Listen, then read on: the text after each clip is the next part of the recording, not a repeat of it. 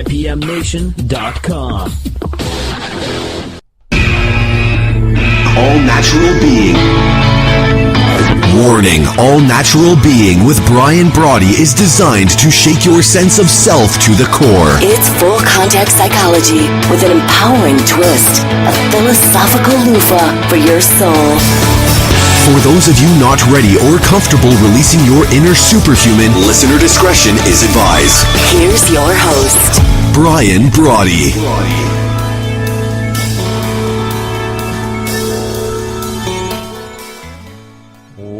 Welcome, as the announcer says, it's All Natural Being with Brian Brawdy, and I'm here this week with my friend Bob Lockwood from Full Armor Studios, helping get us, to that point, getting us all things up and ready to go. Good morning, Bob. Hey, good morning, BB. How you doing today? I'm doing great. It's 40 degrees colder than it was when I fell asleep last night, so another benefit of that part of the country that we live in. Well, it is spring, so be prepared for snowing and flurriness in the western suburbs here. Well, it's still a cool place to live. I should also mention that we're coming to you from Metropolitan Co-working, the home of 14 Blends in downtown Aurora. So I want to thank them for building out the studio for us. Spend some time over the weekend just making sure it's everything that that we wanted it to be. So this is kind of like, as I said on Friday, our shakedown cruise. Our dry run is actually called it. Just trying to work out some things, learning some, just to kind of flatten everything out. So I'm excited to have you back for a few more days. Absolutely. Thank you for getting up this early and coming in and hanging out. Yeah, no, I'm excited to be on the program and be your wingman for a little bit, if you will. So, well, thank you, my friend. So here's one of the things that I wanted our listeners to be able to know. My goal this week, not only professionally but personally, is to figure out what I have to do each and every day. Because as you know, the early morning memes, the posts that I put up on Facebook, I write those every morning, right? Get up, whatever hits me, I put them down. So what we're going to do for the show, to kick off the early morning meme, about 30 minutes before the show launches, we'll go on the Facebook page. We'll post what the early morning meme is going to be, so that as we bring on, probably tomorrow and Wednesday, the ability to people to Skype us. We have a new phone number coming that you can text us at. Right. We've got some ways for our listeners to be able to communicate with us. So I'm hoping, and even now, you can send us a tweet at Brian Brawdy on Twitter. Let us know what you think of that as a format, but we're going to post the early morning meme on Facebook. And then pretty soon we'll be doing Snapchat so you can see live right before we get ready to go. Right. We'll be doing some things like that. And then you'll have an idea of what we're going to be talking about. So that's what I'm hoping we can get into. And then as we move throughout this week, again, the shakedown portion of our show, let us know what you like. We got a lot of feedback over the weekend, from listeners and from the station and everything else. So I want to be able to incorporate that as soon as possible, so that by the middle to the end of this week, we're up, we're running, we're doing everything that the listeners are thinking are pretty cool. Again, with the goal, with the sole purpose of mind of getting them up, getting them fired up, kind of turbocharging their brain before they head out to hit the day. Yeah, no, absolutely. So before we get into some of our things, I've got a few questions for you. Sure. Because you said you're a former police investigator, so I would like to do some of my own investigations. All right, that sounds good. Why IPM Nation? I mean, can I ask that question? Sure, absolutely. Actually, I can, because you can. You have a microphone. It's plugged in, and I think I hear your voice. So I'll go right ahead. So, two things. One, I ended up connecting with a young lady that works at IPM named Jen, and we were kind of talking back and forth, and we have similar passions and philosophies. And she goes, "Hey, did you ever think about a radio show?" And I said, "Yeah, if you're doing one, I'll listen." She goes, "No, I'm not listening. Did you ever think about your own radio show?" And I'm very fortunate, I'm very blessed that I've made a living in front of the camera. So to think about trying behind the microphone was a totally different gig for me, right? I wasn't sure what I was getting into, so I said, great. She hooked me up with a phone call with the station director, our friend Matt, who we referenced on Friday. And he kind of said, well, here's how it works, here's how it goes. We could try it for a little bit, see how you like it. And then the IPM, Bob, was really cool for me because it stands for independent, provocative, and mobile. So not only is the call signs of a radio station I thought was pretty cool, but it's also a great operating system for your mind. You want your mind to be independent, right? Sure. You Yeah, want to absolutely. provoke yourself. You want to every day say, is there some way that I can look at my situation or my surroundings different than I did yesterday? So you want to provoke yourself. And as far as the mobility, you want your mind to have that sense of flexibility, right? You want your mind to be able to confront something new, good or bad, whatever it is in life, and be flexible enough to be able to be mobile enough to be able to bring it in, see if it fits for you, like trying on a pair of shoes, see if they fit. If they fit, groovy. If they don't, put them back in a box, put them on a shelf, and ask the help for another pair of shoes to try. Absolutely. So the independent, provocative, and mobile was just cool to me. I liked it, and I liked Matt, and so we agreed that we would try it and see if we could pull it off, right? I'm not accustomed to this. I'm like, eventually the listeners will see when we start doing Snapchat and some other things, but I'm learning boards, I'm learning microphones and all the rest. In TV, you show up, they show you your X, right? You hit your spot, everything's taken care of. Now I'm like working on content the night before. I'm doing stuff the morning of. I get here a couple of hours early, right? So it's a totally different beast for me. Absolutely. Well, let me ask you this question then. What is your, you talked a little bit about your past, but why, all natural beings and superheroes, in your inner superhero, and I've got something to touch on about that a little bit later, but why all that stuff? What's the story there? Well, if there are a handful of people listening that aren't my family and friends and my followers on Facebook, thank you for joining us. I started my professional career, my real professional career, right? I started out in the military, and after I got out of the military, I went to civilian law enforcement. So I started as a police officer in New York, and there came a day when I had to take a call to respond to a death, a suicide, and it turned out that it was my dad's. So, and that was 30 years ago now, just this past January. Okay. So what happened to me, Bob, is that the only formal education I ever had at the time was as military weapons and tactics, and as a criminal investigator. I was an undercover criminal investigator in New York. So when my dad took his own life, I resigned from the police department, drove as far away as I could. I packed my little car full of what gear it would hold, and drove all the way to Venice Beach in California. And people go, why'd you pick Venice Beach? Well, if I could have driven to Japan in that car, I wanted to get as far away from the scene of his death as I could, because I felt a great sense of guilt. And we'll go into that maybe some other time as to why I felt that guilt. So I've spent the last 30 years studying why a human mind would turn against itself, right? Like, we all have crappy days. We all have go, I wish it was this or it was that. But what would compel a human mind to open a window on a 13-story building and go, it's just this is the best plan for me? What happens to that voice of dissent, that soul, that tiny whisper, when every other voice in your head is calling for you to jump? So I studied in the fields of comparative religion, philosophy, psychology, the classics, math, quantum physics. I studied anything I could over those 30 years. Right? I was like a police investigator. Right. I went in and I looked for clues wherever I could find them. And what happened very early on is I found that when you study why a human being would take his or her own life, almost immediately you come up against what it would take to live a spectacular life. And now, I'm not a doctor. I should say this all the time. I'm not a doctor. I'm not a psychologist.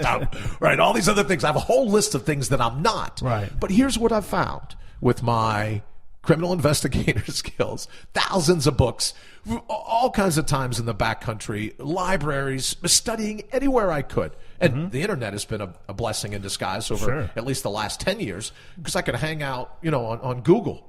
Yeah. Where you can learn anything. So my investigation yielded to me that the reason someone will take their own life, underlying the medical sciences around it, is that they've forgotten who they are.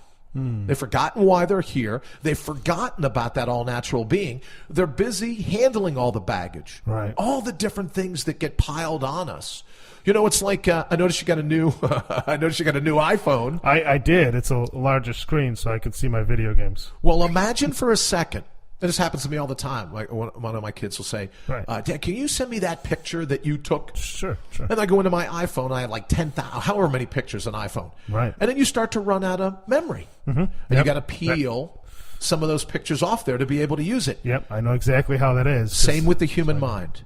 So many things are hoisted on us, right? So many thoughts, so many preconceived notions, so many outside ideas about how we should live our life that I think at some point in a human mind, the weight of that entourage, the weight of that baggage just begins to overpower them. And I still say that the precursor to any biological suicide is a philosophical suicide. Oh, okay. So when you start to have your mind turn against what a good gig life is, right? Now, we all know there's going to be ups and downs. Some things all happen that we like. Some things we're not going to dig so much. Sure. But that's what life is, right? One of the comments that we got over the weekend was to expand a little bit, if we could, on the concept of life being a labyrinth. Yeah. Right? We talked about how in the moment you pay attention to what's going on, what's being thrown at you, what fate dictates right then. Right. So for me, when people are confronted by those things, a philosophical suicide kicks in when they think they can't handle the labyrinth. Right? It's almost like from the Greek myth, the Minotaur, right? The monster that has to be confronted in the labyrinth if you want to successfully get back out. I think that monster leads to forgetting your all-natural being. You know, I mean, can I, say that it's not like you say the mind turns against itself and it can't handle it. Are you saying when you kind of, I mean, of course, none of us are doctors, but going into depression, if you will, is that safe to say? Is that kind of into a depressed state? Oh, I think that absolutely your baggage can depress on you, right? If you take your thumb and press down into the top of your thigh, pretty soon your thigh starts to hurt. Sure. So my suggestion is whenever our mind starts to wander and it turns against us, it's because we've forgotten our all-natural being. We joked the other day, and we got a great comment from a young lady named Marcy that we'll bring up in the self-help section. Yeah. But what happens is your self doesn't need any help. Your all-natural being, different from your ego, right? Different from that chattering mind. Sure. You know, where your mind's constantly going, oh, can you believe he said that about me? Or can you believe she did that to me? That's contrary to your superhuman, your inner superhuman. As dormant as it may be, it's most certainly not dead. It's almost like we need to do an archaeological dig sometime, right, Bobby? Yeah. We got to get in with a shovel or a trowel or a sandblaster or whatever it is, right? Yeah. And we get through all the baggage. But when we get through the baggage, that's where our all-natural being sits, untouched by everything whirling around us. Okay. Well, on that note, with the superhumans, I see we have just a couple minutes before our next little break. Groovy. But question for you. I know you don't watch a lot of television, but have you seen this show?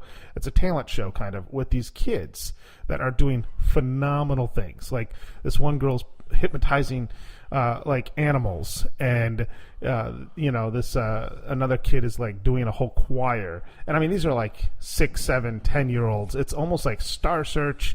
Sure. The show's called, can I say the name of the show? Sure, why not? It's Little Big Shots. Okay. It's a new show that it's very rare that my wife and kids all agree, the four of us. It's like trying to get like Congress and the president to all agree on something, on like on a thing. But we all agree that this show is hilarious, and you two boys are little big shots. I mean, they're pretty talented. They're pretty talented. You're not as talented as yours, but you see some of these kids, and I feel as a father, I feel definitely like I have failed my kids, because this one kid's like 4 years old and has played piano for months. Not years, months. Wow. And he can do the Bumblebee and all these things flawlessly. And I'm like, holy cheap shot. Well, I would say to you, that's because a little bit of nurture, a little bit of nature. Is it inborn or do you learn it? Because I think they're closer to their all-natural being. There's this saying that we've heard before that in order to be able to enter the kingdom of heaven, in order to be able to enter paradise, and we hear it from religions around the world, that you got to be like a little child. And I think the reason behind that is that they haven't learned to shoulder all the baggage. They haven't learned all the different ways they could fail, right? Yeah. They haven't learned that they should listen to outside opinion. They haven't got to the point where their skin thins to such a degree that every bit of negative criticism piles in on them. So I think you're right to talk about little big shots. And I don't want to go down where we say, oh, well, you're talking about you have an inner child. No, your superhuman isn't a child. It's just the baggage that it's carried around, right? Yeah. It may be comfortable. It may be normal. But normalcy has nothing to do with what's natural. And that's why we call it all natural being. All right, Bobby, we're going to run to a quick break. We'll come back, and then I know you have another question. More questions.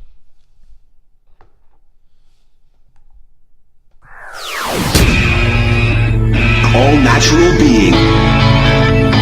Warning, All Natural Being with Brian Brawdy is designed to shake your sense of self to the core. It's full contact psychology with an empowering twist, a philosophical loofah for your soul. For those of you not ready or comfortable releasing your inner superhuman, listener discretion is advised.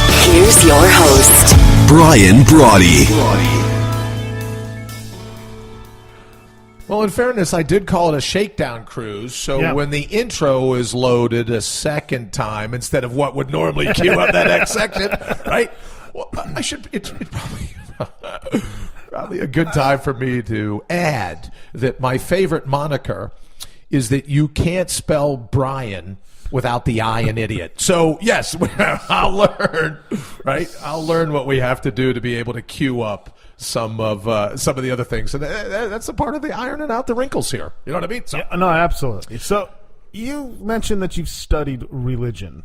Sure. Can we talk about that, or what's our next? Here's what I'm just not to leave before we're done talking about little big shots. Oh yeah, we put up the early morning meme this morning on Facebook and on Twitter, Snapchat, Instagram, and the like. And for today, it's happiness is what remains when we quiet the static. And by that I mean we're naturally happy. We're naturally passionate. All you have to do is watch a really young child smile, crawl, walk, run, whatever stage they're in. Right. And they just have an underlying sense of happiness about them. Their mind, right? You talk about independent, provocative, and mobile. That's a young mind, right? It hasn't learned how to fail. And I will add that children are sometimes the best sales reps ever because they will get their way. Well, come halibut or high water. Well, that's just because you want some peace and quiet. You do, right? That's at that point, it's a bribe or it's a payoff, just to get them not to tackle their brother or pull their sister's hair or just run around the house screaming at the top of their lungs. But I think that's a part of it.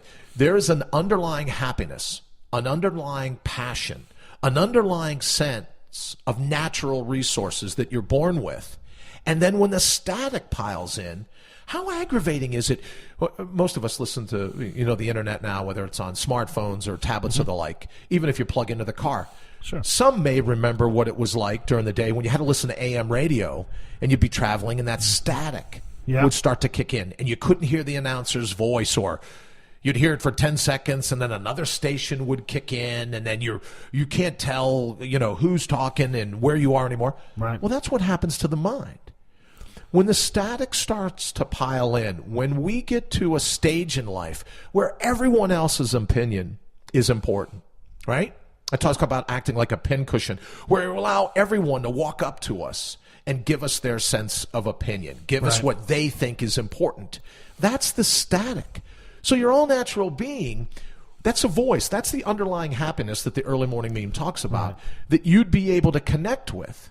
If your mind and your ego wasn't so busy focused on the static. Does that make sense? Yeah, no, and can I, if you will, kind of elaborate a little bit, not elaborate, but, I've heard from others, specifically this one guy, his name is Greg Cardone, and he's mentioned, he goes, would you allow people to leave trash in your house you're like, no, of course not. But that's what people sometimes do every day. And, we mentioned at the end of last week's show a little bit with the crabs, like people are always kind of holding you down. And could you kind of say, you kind of said the pincushion thing made me think of, people leaving little bits of information, if you will, whether it's good or bad, whether it's, a good bit of information or a bad piece of information. And leaving that with you. You know what I'm trying to say there? That's the cool thing about being able to decide what works for you and what doesn't. It's not that outside advice, is necessarily bad, but in that moment, in the labyrinth, you have to decide whether that works. I had a friend of mine that used to say, if in terms of piano music, you brought up a piano earlier. Yeah. She said, if the music works, great. If not, throw it off the back of the piano. Just toss the music away. So it's not, as I call it, the static quo, right? It's not that the static quo is either good or bad. It's in that moment, in the labyrinth, how does that apply to you, right? Is that advice that you can use? Is that something that's nurturing and supporting? Is that something that tends to spark? Because remember, your inner superhuman, it's there. It's not dead. It's just dormant. Right? It's like any other muscle in your body. If you, my good friend David Ray Bowman just went through knee surgery. So his thigh and his calf muscle, it's going to start to atrophy because you're not able to use the muscle the way it was intended.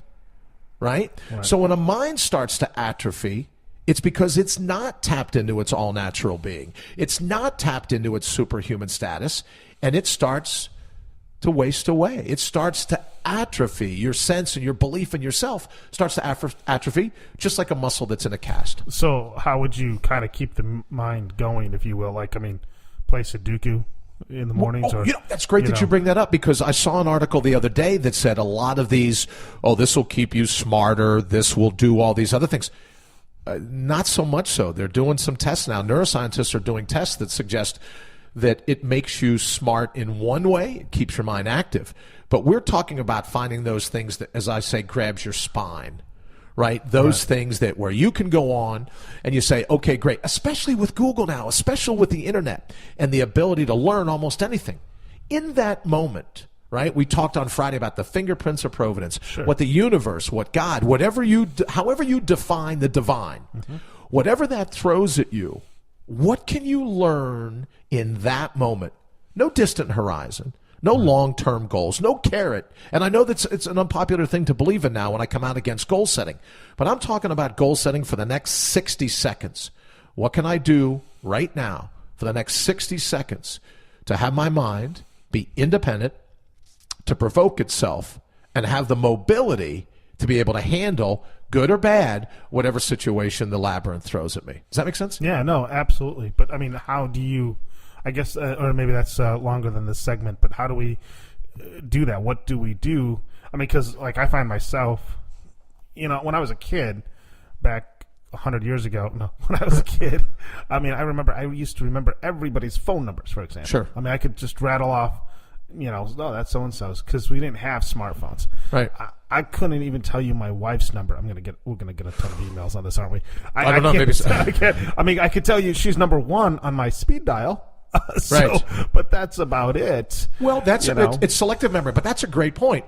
It's not so much memorization, but it's the same thing. If you haven't used a natural resource, if you haven't applied your grit, if you haven't applied those things that make you unique, then you turn around when it comes time to apply it.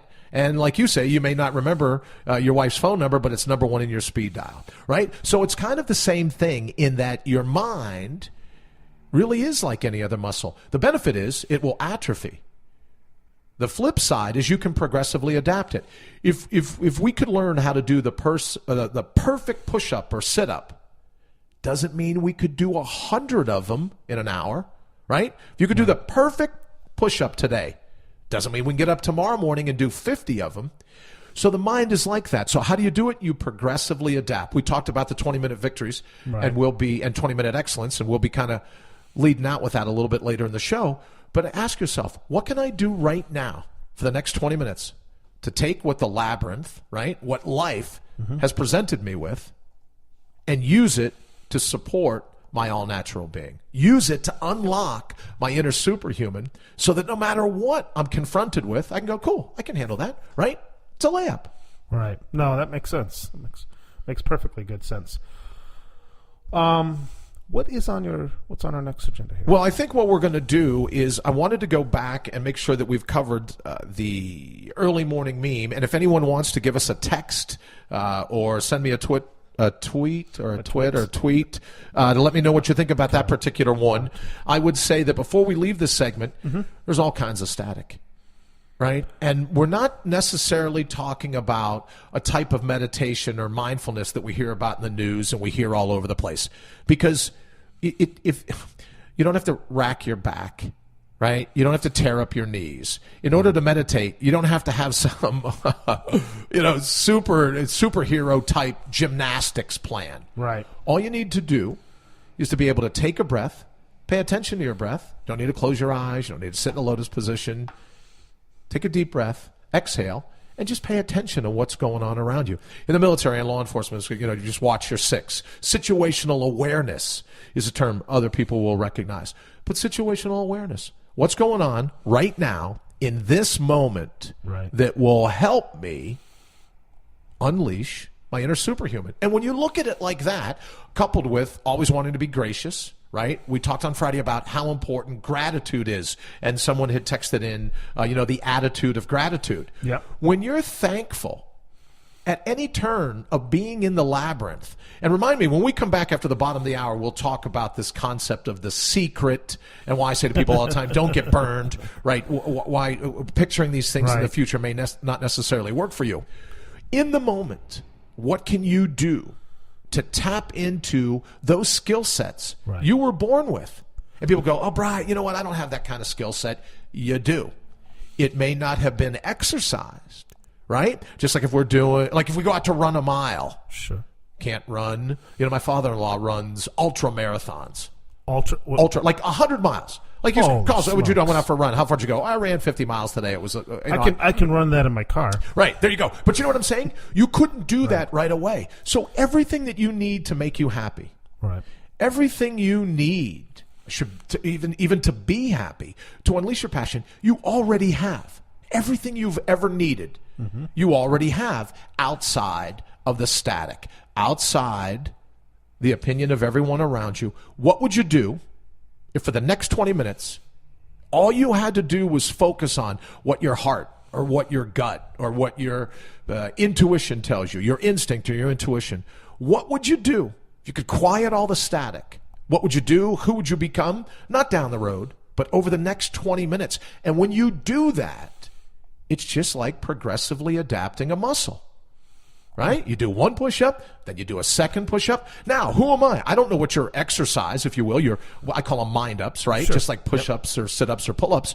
I don't know what your exercise routine is. So you might be able to get up and do 5 push-ups right off the bat. That's what I love about 20-minute victories, is that you may go through a day and go, no, it went so smooth. I'm going to stack 20-minute victories, right? We hear all the time in business how you scale. If you're an entrepreneur, you're always trying to look to scale. How can we scale up a business? Well, you can scale with 20-minute victories. You might go, yeah, Brian was right. I'm not going to go cold turkey, right? I'm not going to abandon goal setting or just throw the baby out with the bathwater. But I'll let it go for 20 minutes. And I'm so confident in this, Bobby, that if you do it for 20 minutes, you're not going to need to believe me anymore. Because you're going to go, you know what? I did tap into that happiness. I did tap into that sense of fulfillment spiritually, personally, or professionally. I did feel successful in that 1/72nd of a 24-hour day. Well, can I touch on you? Sure, you made a comment on being gratitude and grateful, and I've taught this or told this to several people in my world.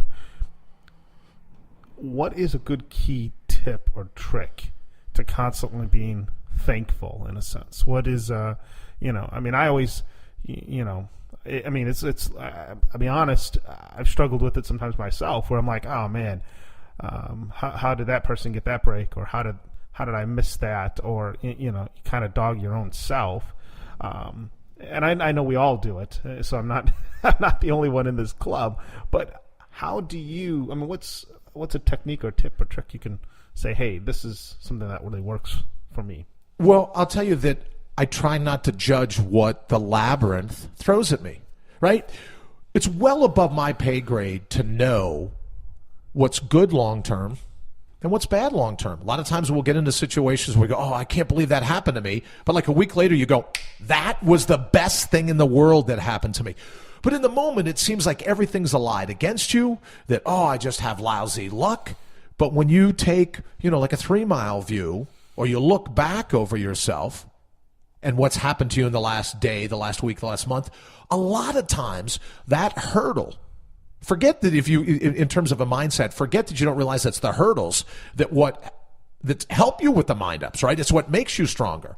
But outside of using it as a mechanical workout, right? Progressive adaptation, outside of that, it's not our pay grade to decide what the universe, what the divine, however you define it, what that throws at you, the labyrinth. You just go, we talked about Kevin Bacon from Animal House getting a paddle. Thank you, sir. May I have another? Sure. Thank you, ma'am. May I have another?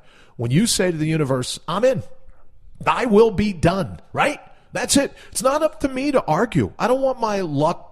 What did I say? My bread buttered or my luck sugar coated or whatever. All right, Bobby, we're going to run to a quick break and we'll be back and then we'll pick it up. We'll pick it up there. All right, that sounds good. Let's do it.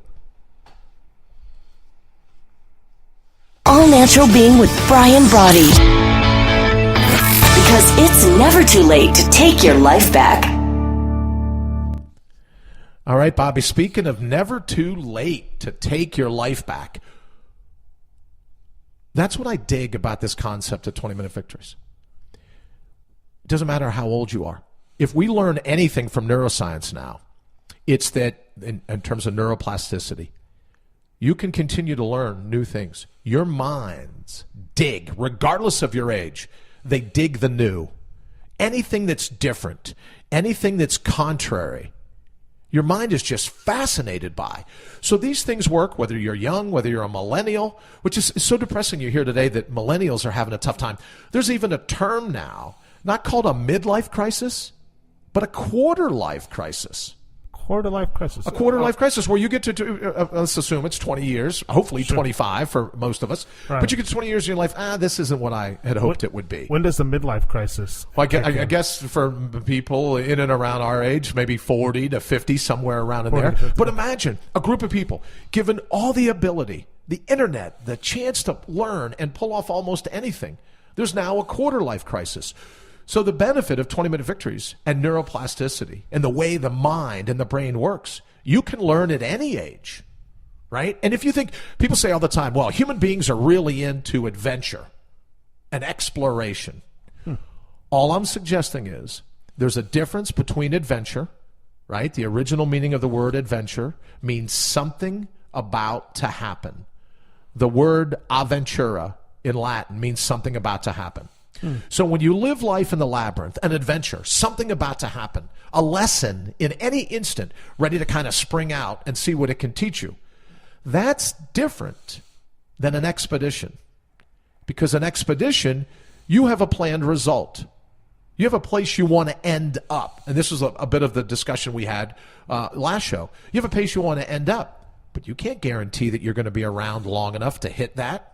So instead of, I say all the time, people say, well, I need a carrot on the end of the stick. Well, it's been my experience that whenever you hold on to that carrot on the end of a stick for too long, you find out that stick was a stick of dynamite. It blows up in your face, and it doesn't work the way you wanted it to because it's not all natural. Adventure, in the moment, what's going to happen when you walk out to the car, when you walk down to the street, when you take your next call, when you check your next Facebook post, when you get a call from the school that your kid's either going to detention or graduating top of the class. Whatever it is, in the moment, that's the adventure. That's what life is supposed to be. That's what makes it all natural. Well, I totally agree with you on that, but I'm sure there's probably a couple listeners out there saying, you don't understand, man. I mean, you don't get it. I can't live in the moment. I have to plan my stuff out. I have to be organized. I have to know exactly what's going down the pipe. I have to kind of have some foresight. Yeah, but I guess I would say you don't.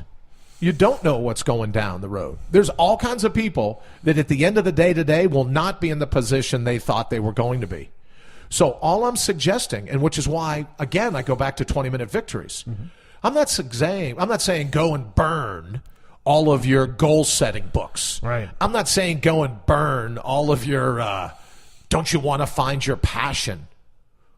Well, to live all naturally, your passion is cultivated in the moment.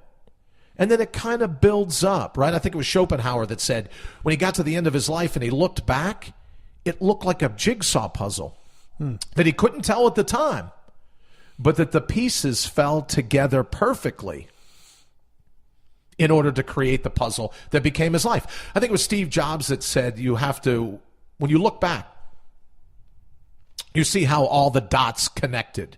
You couldn't see it at the time, but you had to have faith that those dots would connect in a formidable way. So for me, I'm not saying just ignore everything that you think could be long-term. I call it a tending, or I'm tending in a particular direction. I think years ago I read something where it says if you are in an airplane and you're leaving from Los Angeles to Hawaii, the airplane's off course like maybe 90% of the time. If there's a pilot out there listening, give me a holler, let me know. But like 90% of the time you're off course and you constantly have to recorrect your course. Right. All I'm suggesting is that when you live in the moment and you live the adventure, not the expedition, that your passion is cultivated in the left turns and the right turns, the ups and downs. As you know, I don't believe in dead ends. I think they're cul-de-sacs, right? If you get to a brick wall, don't chain yourself to that brick wall. Turn around and find another avenue in the labyrinth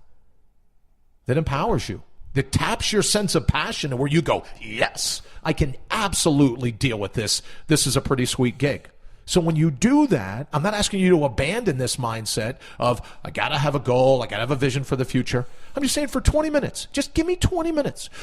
Here's another thing I love. Like, you go over to a grocery store or a bookstore, or you go down to the river, or you go to your favorite spot. Maybe you go to a yoga class, or you go to a basketball game. If you leave yourself open outside of the static, something in that 20 minutes will speak to you. Right. You know what I love? Billboards. You're driving down the road, a billboard. There's a particular word that you were searching for, or you're reading a book and a phrase pops up, or anything like that happens. When you quiet the static, the universe is able to communicate to you, right? Remember, still small voice. That still small voice is still in you, right? Not all the din, the clatter, the static, all the noise, everyone telling you this is how you should live your life. This is how you shouldn't. This is what I expect from you. Right. But outside of all of that, you create your passion in the moment. So when you're reading these books that say, well, it's important that you find your passion for like right now. Oh, no. You need to know what's your life's calling. Right. Well, it's attending. Because how many people, when they're little, my daughter will say, I think she's wanted to be an archaeologist or a zoologist and a chef and the like. Well, that happens to us. Oh, this is my calling. This is what I want to do. Then you're telling the universe that I want the horizon. It's not the labyrinth. And I would say your passion grows one dot at a time. Schopenhauer, one piece of the puzzle at a time. That's how you do it. I can totally agree with that because I've seen kind of my life, and you look back and you're like, okay, what's going on here? And I can definitely see how that makes a lot of sense there. Well, what I would encourage people is just try it. Get up in the mirror. I mean, your the harshest critic in your life is always the mirror. Yeah. So if you can start off your day thankful that you made it through the night, you put your feet on the floor in the morning when you wake up and go, you know what? Thanks for another shot. That sense of gratitude, it's like grease for the human mind, right? It's like oil in your car. If you don't keep the engine nice and oiled, if you don't keep the bearings greased and the like, it doesn't operate the way it's intended. So for all natural being, gratitude is that grease. And here's what I found. Let's just jump into it now. We might as well talk about it. Why, for me, I'm not as excited about this concept of The Secret. Oh, just picture it in your mind. And if you want it bad enough, they say, oh, these energies will match up. Well, what happens, what's been my experience, and what I now can show after 30 years, as I said, 3 decades of this investigation, is that when you're wanting, the universe doesn't pay attention to what you're wanting. It pays attention to the fact that you are wanting. And that sense of void are the two energies that match. Oh, well, whatever you think about, that's the energy. You put that out there and everything will be great. Well, if you're wanting, the universe goes, all right, aisle 7, I got someone looking for another basket full of wanting. And it gives you wanting.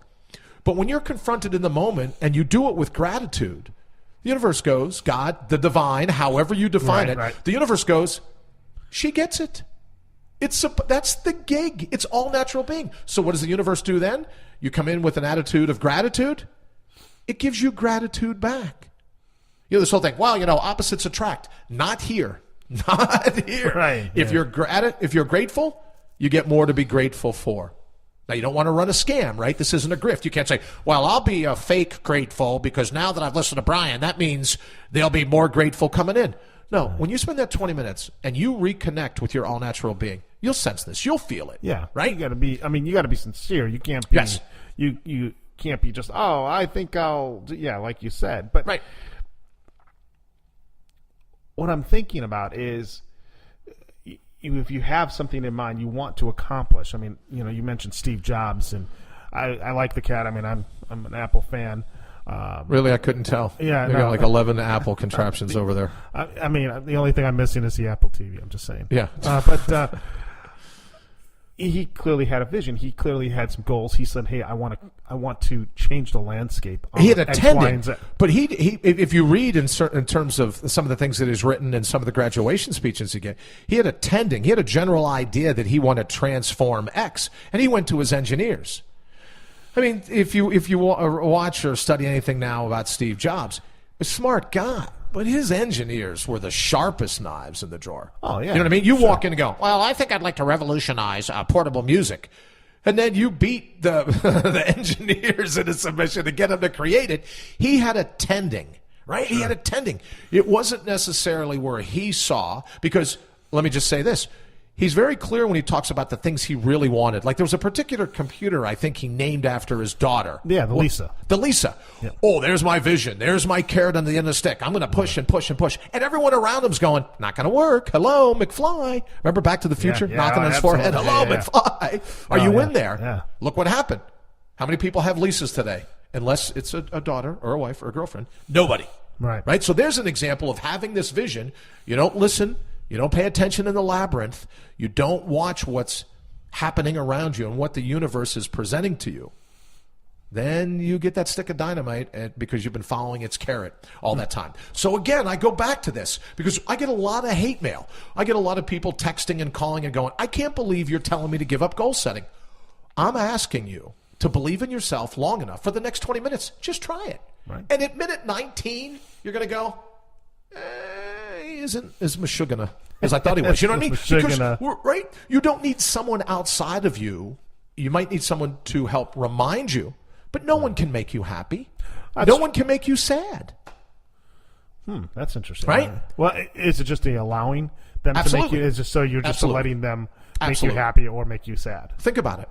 Right? And even in a situation that you can confront in the moment, people go, oh, why don't you just go think about it? Or why don't you take a deep breath? Or why don't you change, if you listen to Tony Robbins, why don't you change your state? Well, that's because it's your interpretation. I say all the time, the only people that can be offended are the offendable. All right. So it's interesting you brought that up because I thought about that as well. And I'm like, I wanted to touch on that and get your take, but I think do we have to hit no let's hear it. What do you got? Okay, so you mentioned that and you also mentioned earlier I got a new phone and I was on the Amazon and shameless plug for them, I guess, I don't know, but I was looking for a new phone case. Okay. And I'm looking, I particularly this time around I wanted a red case for my phone. Okay. Because I won't probably ever own a Porsche, okay, but I thought this would be the closest thing. Okay. So I found some other cases, but they were very provocative, very like graphic, cases. I was like, holy smokes. And I was like, wow, that's kind of offensive. I mean, specifically to women and whatnot. And I thought for just a moment, I'm like, this is interesting because Amazon had took off the flag, the Confederate flag or whatever, because that was hugely Right. But these graphic images on a cell phone case, that's totally okay. And it was interesting because I just had done filming for Mutual Ground, talking about sex offenses and stuff like that, and I was like, wow. So I guess maybe I was a little more sensitive, if you will. Well, okay, so let's just look at the word sensitive, because I don't know how to unpack a lot of what you just said. But let's look at the word sensitive. Don't be sensitive. Right? If someone comes up to me and says, and you've been with me when people come up and have all kinds of hateful things to say. This is the Buddha one time had said, look, if someone's knocking on your door and has something hateful to say, don't answer the door. It's like FedEx, right? Someone's got a package for you. If you don't sign for it, you don't get the package. Yeah. So if someone has all these hateful things to say, don't be sensitive about it. Have some thick skin. As you know, I beg people most times every day, and most certainly on St. Patrick's Day, because that's a holiday that's kind of important to me. Yeah. I beg people to call me a Mick. Right. I beg people to defame me, to call me names, and do it and the like. Not because I'm particularly excited about beating up, but when they say those names, they don't hit me. Right? You develop that sense of thickness of skin. If someone says, well, you're just a blah, blah, blah. I have to let that in, right? And then I have to adopt it. Right. I have to own that. And it takes practice. Again, people are going to go, well, that's impossible. If I called and I said something really hateful to Brian, I bet he'd be offended by it. Well, it takes practice, right? For 20 minutes, let people say things. And that's why, even like on my Facebook or Twitter or Instagram, the like, I very seldom, I think over the last 5 years, I've removed 2 posts. One was saying he was going to kill a public official, and the second one was just super, super vulgar. I think the First Amendment right to free speech, freedom to gather, freedom of religion, freedom of the press, it's not only a great idea for an operating system for a government, how it treats its citizenship, it's a great idea for an individual. Yeah. People say, oh, well, isn't it great, the government we have in the United States? Okay, groovy. Let me just add this. It's great for people around the world. Let them say what they want. I'm not going to say to someone, look, Brian, I think you're a putz. Great, that's your opinion. God love you. Farewell. If I let everyone hit me, right, like I'm a pincushion, a big sign, come on in, stick me with your pin, right? Of course you're going to go through the day being unhappy. Sure. So for 20 minutes, let them think what they want. They can't reach inside of you and tweak your spine, right, unless you let them. So I say take away the welcome mat. And again, just for 20 minutes. And again, when people say, well, I can't believe Brian is just, he's just caught up in his own mind and he's not going to listen to outside opinion. That's not true. I'm saying, listen, is it a positive benefit? Does it help you in the labyrinth? Does it help to further your all-natural being? If it does, great. If it doesn't, like Patricia, my friend Patricia used to say, sweep it off the back of the piano. People's opinions can only offend you if you're offendable.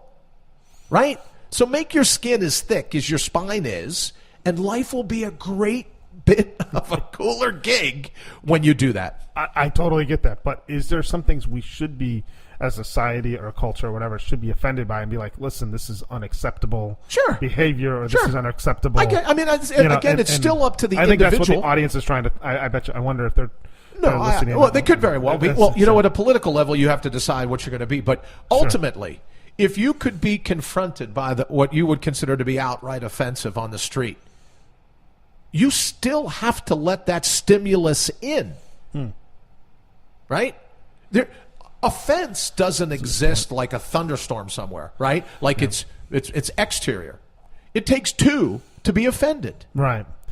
Right? So if your mind isn't confronted by it. Now, I find myself in other times standing up for people that haven't learned about their all-natural being, that their skin is a little thicker right now, but that's the progressive adaptation. I promise you, the more you practice this, just like the perfect jumping jack, and you say, okay, every day I'm going to learn how to do more jumping jacks. Right. Every day I'm going to learn how not to be a pincushion.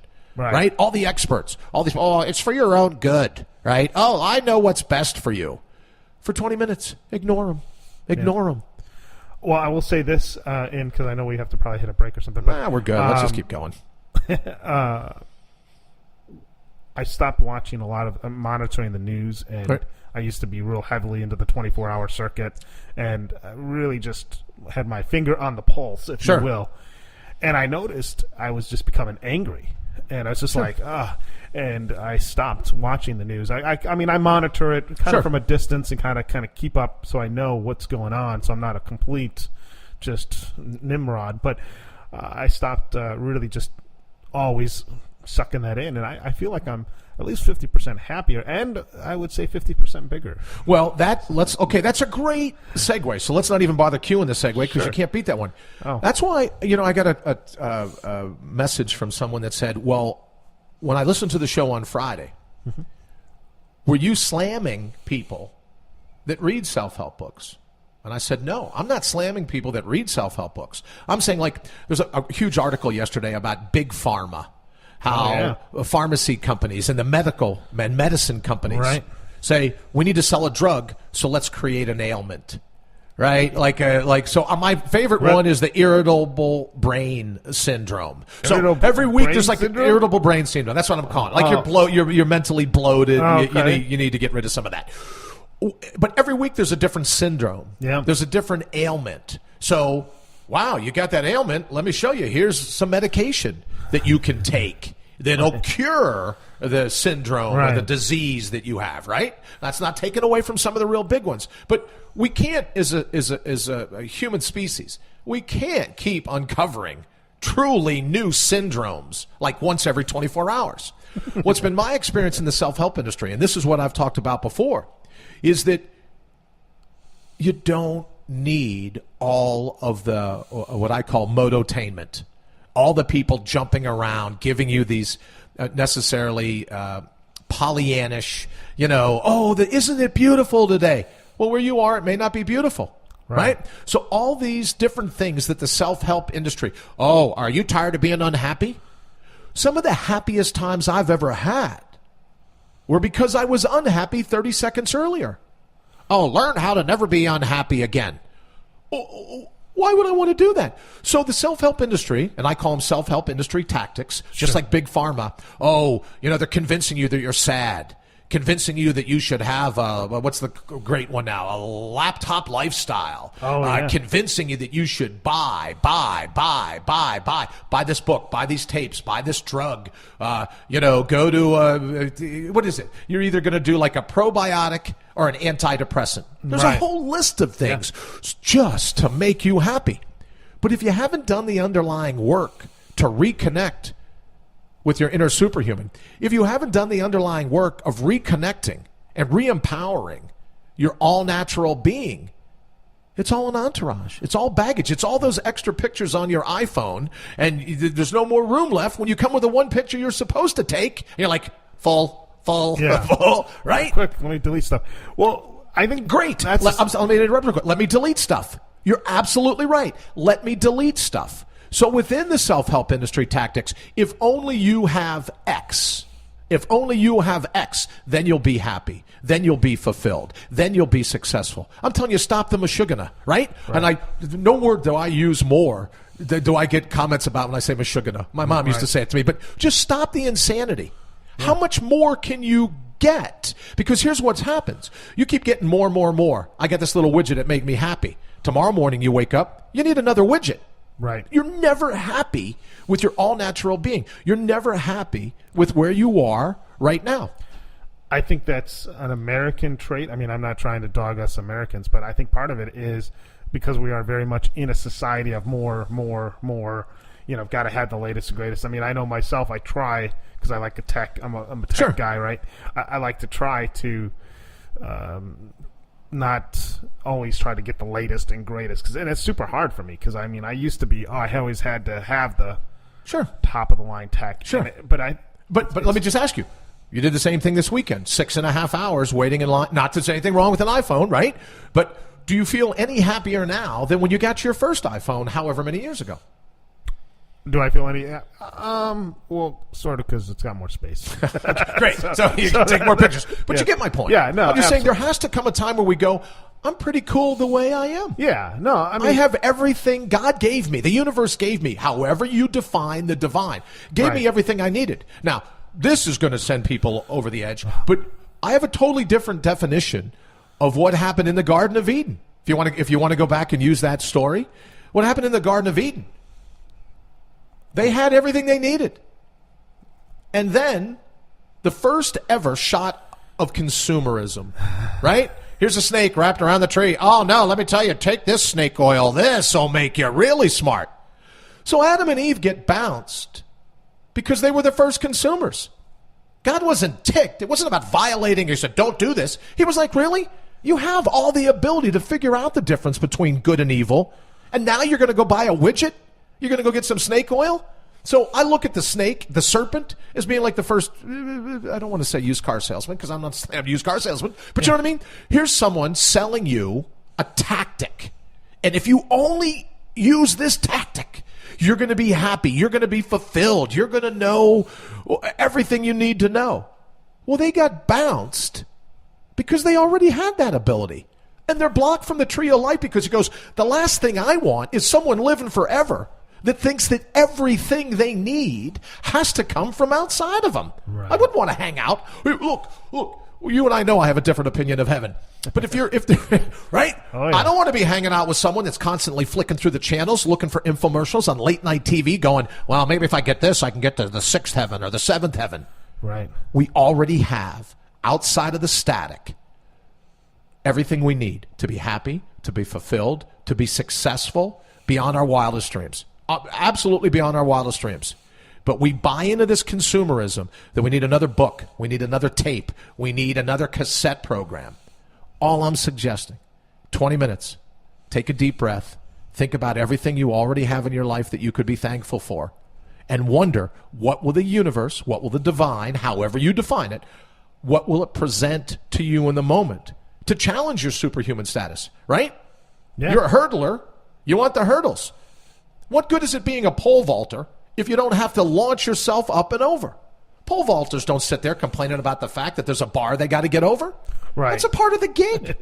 That's a part of the gig. So all I'm suggesting, and as we get ready, we're going to be wrapping it up here in a couple minutes. All I'm suggesting is that 20 minutes at a time, what's life going to throw at you? Because sometimes it throws at you the very thing you need to sharpen yourself. Right? It's progressive adaptation. If you sit around and do bicep curls, you start off with 5-pound weights. Mm-hmm. Pretty soon you need to hold a 10-pound weight, then a 15 and a 20, right? Or if you're a runner, you run a mile. Pretty soon you're going to want to run 2 miles. It's the same way with the mind. When you start to strengthen your mind and you start to handle those challenges, right? Because that's all the difference between a 5-pound weight and a 10-pound weight is you've increased your challenge. You've increased your resistance by 5 pounds. So that's a part of all natural being. Resistance is going to come. So instead of going, oh, man, can you believe what happened to me? Go, hey, thanks. Thy will be done. Thanks for the run. I'm going to handle this challenge, and I'm going to be smarter, faster, and stronger when I do. Now, if you want to be a couch potato, you want to sit around always reading, well, one day I will do this. One day I will achieve that. When I finally reach this goal, I'll be happy. If you haven't learned how to be happy in the moment, you're going to reach the goal. You're going to look around and go, all right, well, what's my next goal, right? What's the next thing I'm going to need to be happy? So all I'm saying is cut out the middleman right now. Isn't it true that inside of you, outside of all the baloney that's been piled on you all these years, isn't it true you already have, sorry, I'm going back to my law enforcement. You're like, I understand. Isn't it true, detective? Right? Exactly. Isn't it true you already have everything you need to be happy? I would say yes. I mean, you just have to keep working the angles, I think. Me, I'm an angle guy. All right, so here's what I want to do. Getting ready to come up to the top of the hour. Anything you want to mention before we run? I think... one of the things as a kind of scoping through IPM, it looked like we made number 1 over the weekend on IPM Nation. What do you feel about that? Thank you for bringing that up. That's very nice of you. And the folks at IPM Nation have been great as well. I can tell you my son Parker was like a social media just rock star this weekend. But yes, our debuted at number 1 on IPM Nation. So you know me, Bobby. I'm like, all right, well, now we just got to get better every day. Yep. So for the people listening and that helped make us number 1 Yep. on IPM Nation Friday and over the weekend, I'm told. Thank you so very much, especially for a guy that's brand new at it. I really appreciate it. As I said on Friday, you have my commitment that my goal is to challenge you every morning so that when you get out the door, you're not going out like a pincushion. Let people say what they want. Let the universe throw whatever they want at you. You'll be stronger if you stand and square your shoulders with it. Stand and confront whatever the labyrinth presents. You'll be stronger 19 minutes from now than you were 20 minutes prior. It's just the way the human mind, the human body, and the universe itself works. Bob, we got about 45 seconds left. Anything before we run? I think that's it, my friend. All right, brother. Thank you as always. I appreciate you being here with me this week, teaching me all these knobs and buttons and everything else. So I we super got more appreciate questions for you tomorrow. Okay, great. That sounds good. Hey, everybody, thank you so much for hanging out. If you're listening later in the day in the podcast version of this, thank you so much. I really appreciate you hanging out, and we'll look forward to seeing you bright and early tomorrow morning, ipmnation.com/Brian Brawdy. Until then, always remember to bring your own bold.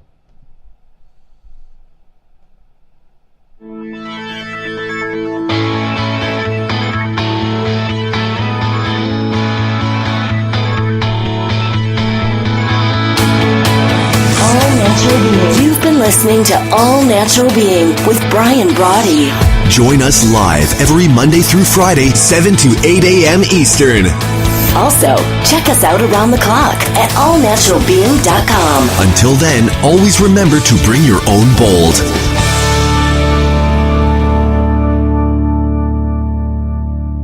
IPMNation.com.